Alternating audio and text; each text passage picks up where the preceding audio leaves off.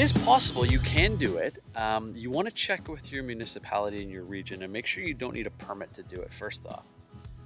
If you've lived there for a while and it's an existing dock, then you're going to know things like where the waves are coming from, where the wind is blowing, where the sun is rising, where the sun is setting.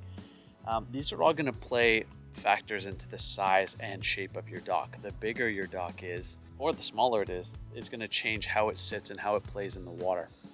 So you're going to want to consider all of these things before changing the size and shape of your dock. Is your dock a floating dock?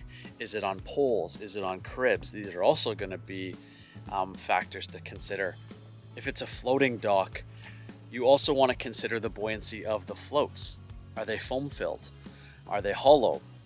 Those have different buoyancies, and there's lots of online calculators where you can plug in the size of the dock that you want to make and figure out how many floats you need underneath. For a dock like this, changing a bit of the construction of the dock and beefing it up is definitely an option. Adding headers on the side and extending it out on both sides, so you'd have one long piece.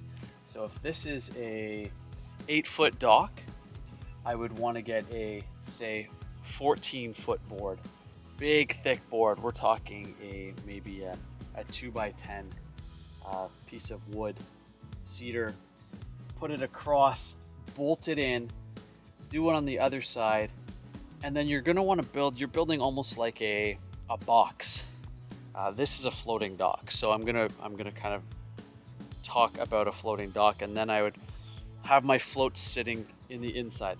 The tricky thing about this is that this dock can't come out of the water, so a lot of the construction will have to happen in the water. So you're going to want to look into that before starting your project too.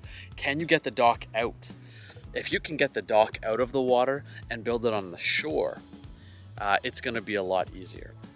So just make sure you do your homework, look into things, look into the wood you're going to need, the floats you'll need, and everything before starting the project. But anything is possible, right? You're at the cottage.